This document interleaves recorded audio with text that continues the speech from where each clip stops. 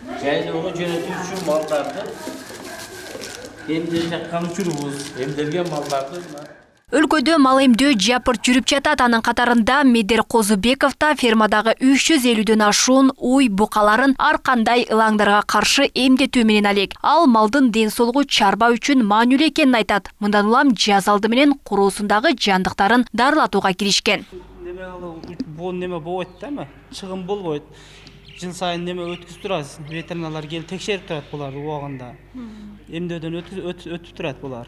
Эмдеп туруп, убагында неме кылсаңыз, убагында лечение кылып, убагында карап, жемин, чөбүн, суусун убагында берсеңиз, бул деле адамдай эле. Убагында эле неме болсо, оорубай, сыркыбай жүрө берет.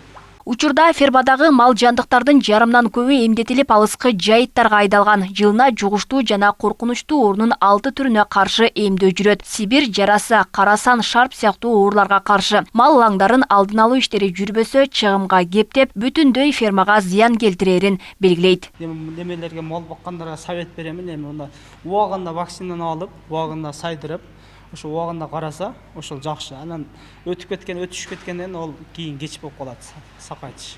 Өлкөдө эпизодикалык абал туруктуу. Аймактарда мал жайлоого чыкканга чейин вакцинациялоого милдеттүү. Вакциналар мамлекет тарабынан бекер камсыздалган. Мал ээлери жеке ветеринардык адистен кызмат акысын гана төлөйт. Дары-дармектер менен ветеринардык вакциналар менен тейленгенбиз. Колу биркаларды, номурларды басуу үчүн номурлар убагында берилип жатат. Аларды тагып жатабыз.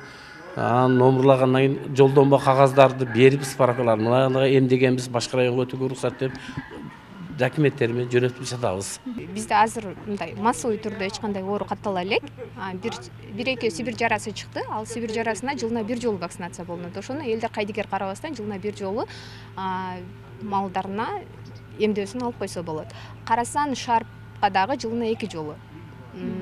Андан сырткары эч кандай массовый түрдө оору каттала элек. Мындан сырткары ветеринарлар үй жандыктарын, ит бышыктарды эмдөө солгун дешет. Мындай учурда жаныбарлардан адамдарга оору жугуу кооптулугу күч. Негизгиси кутурмага милдеттүү вакцина сайылышы керек. Бул илдет көбүн эсе жолбун иттерде кездешет. Алар өз учурунда атылып, акыркы 2 айда эле 240 ит жок кылынган.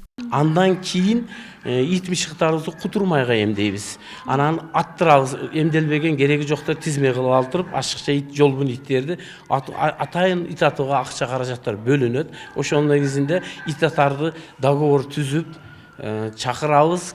Ошол ит атарга аттырабыз. Атып, өзүбүздүн яма беккари деген атайын чуңкурубуз бар. Ага апарып таштап, утилизация кылабыз. Негизинен эмдөө жаз жана күз айларында жүргүзүлүп турат. Эске салсак, 2023-жылы ветеринардык санитардык профилактикалык эпизодияга каршы иш-чаралар жалпы 24762,9 миң баш малга жүргүзүлгөн. Өлкөдө 1,750,000ден ашуун ири мүйүздүү мал бар. Ал эми жылкынын саны 5 миллиондон ашуун. Алмагүл Эрке, Байгызы, Аслиден Турганбаев, Ош ТВ.